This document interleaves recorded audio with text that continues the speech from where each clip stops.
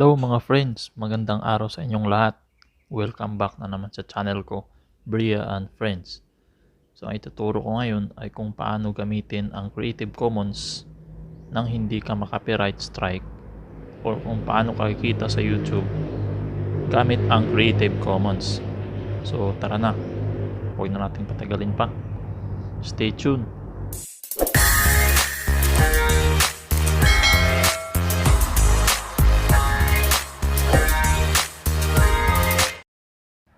So ngayon, punta ka sa YouTube.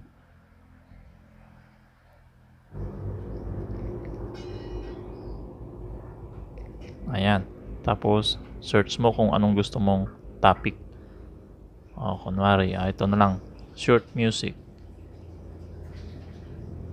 Ayan. Tapos, click mo yung tatlong dot sa gilid. Tapos, click mo filter. Tapos dito, select mo dito yung Creative Commons. Tapos, apply. Ayan, lumabas na. Lahat ng video dito ay Creative Commons na yan. Ayan.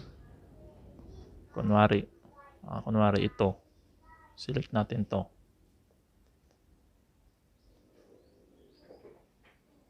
Yan, para manigurado tayo, tingnan natin sa yung description niya. Ayan. Creative Commons Attribution License. Reuse allowed. So, ayan. Pagkatapos niyan, share na natin para makuha yung link. Share. Tapos, copy link. Tapos, punta ka sa Google Chrome.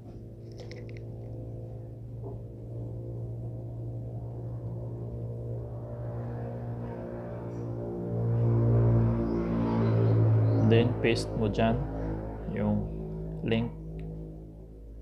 And select mo MP4 sa video. Then, start. So, hintayin mo lang na ma-process yung video na download mo. So, ayan, lumabas na. So, pagkatapos niyan, click nyo yung download.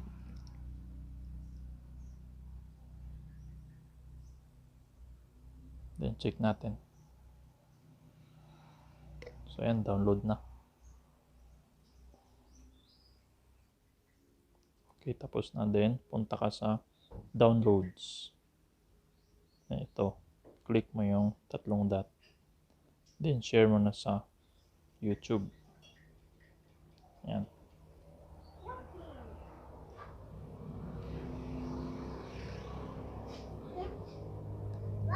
Ayan. Sa description, type nyo lang Creative Commons Reuse Allowed. Ayan. Then ito, i-copy nyo lang yan para hindi magalit sa YouTube.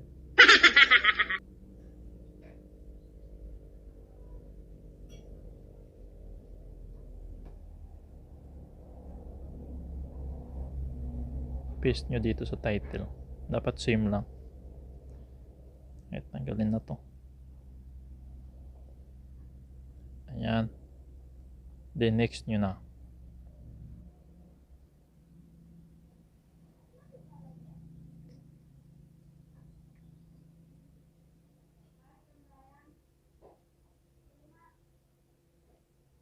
Pagkatapos nyan, punta ka ng YouTube Studio. Yan. Check mo yung video.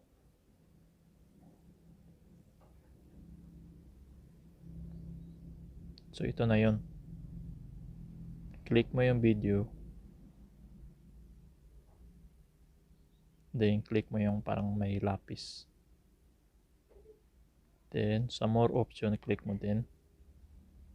I-set mo to ng Creative Commons Attribution. Then, save mo na. So, ayan. So, check mo. So, ayan. Di ka na maka-copyright strike dahil na-set mo na sa Creative Commons Attribution. So ganyan lang kadali mga friends. So maraming salamat sa panonood.